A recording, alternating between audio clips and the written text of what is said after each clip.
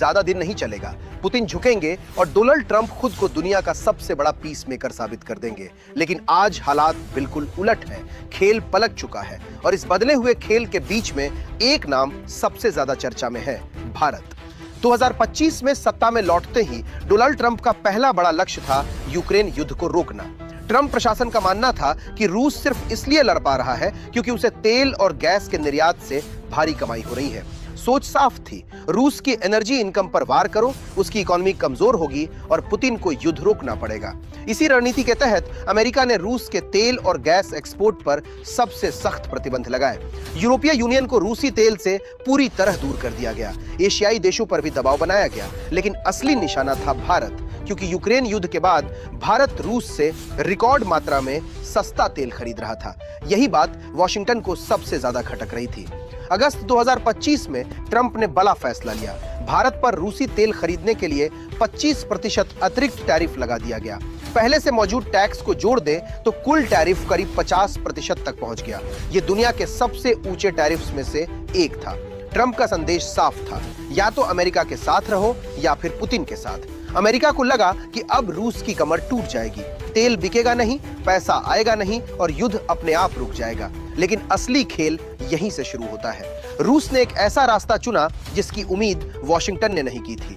तेल की जगह रूस ने सोने का रास्ता खोल दिया, खास तौर पर भारत के साथ। 2025 में रूस ने भारत को $5 अरब से ज्यादा का सोना निर्यात किया। सिर्फ अगस्त महीने में इतना बड़ा गोल्ड शिपमेंट हुआ जो 2021 के बाद सबसे बड़ा था। गौर करने वाली बात यह है कि यही वही महीना था जब ट्रंप ने भारत पर नया टैरिफ लगाया था। ये कोई इत्तेफाक नहीं था, ये रणनीति थी। अमेरिकी प्रतिबंध मुख्य रूप से डॉलर और स्विफ्ट सिस्टम पर टिके हुए हैं, लेकिन सोना डॉलर नहीं है। सोने पर सीधा प्रतिबंध लगाना आसान नहीं है। रूस दुनिया का दूसरा सबसे बड़ा गोल्ड प्रोड्यूसर है और भारत दुनिया का सबसे बड़ा गोल्ड कंज्यूमर, यानी दोनों के बीच एक परफेक्ट मैच।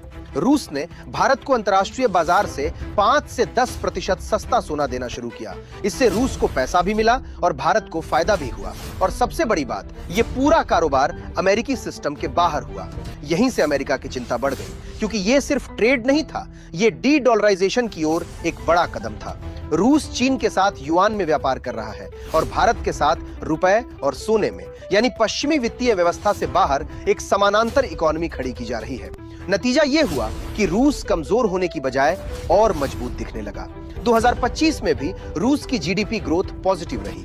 मिलिट्री खर्च $100 अरब से ऊपर चला गया। यूक्रेन युद्ध के लिए फंडिंग बनी रही। ट्रंप का जो प्लान रूस को झुकाने के लिए बनाया गया था, वही प्लान उल्टा पड़ गया। अब भारत की भूमिका समझना जरूरी है। भारत ने ना तो अमेरिका से सीधी टक्कर ली और ना ही रूस से दूरी बनाई। भारत ने रूसी तेल की खरीद कुछ हद तक कम की, लेकिन पूरी तरह बंद नहीं की। साथ ही सऊदी अरब और इराक से सप्लाई बढ़ाई। सोने के मामले में भारत ने मौके का फायदा उठाया। भारतीय विदेश नीति का संदेश साफ था, हमारी एनर्जी सिक्योरिटी सबसे पहले है। हालांकि इसमें रिस्क भी है। अगर भविष्य में अमेरिका सोने के व्यापार पर भी सख्त कदम उठाता है तो दबाव बढ़ सकता है। लेकिन फिलहाल भारत कूटनीति के जरिए इस संतुलन को संभाल रहा है। कुल मिलाकर यह कहानी सिर्फ रूस या अमेरिका की नहीं है, ये कहानी बदलती दुनिया की है, कमजोर होते प्रतिबंधों की है और उस भारत की है जो अब सिर्फ एक बाजार नहीं बल्कि वैश्विक पावर बैलेंसर बन चुका है।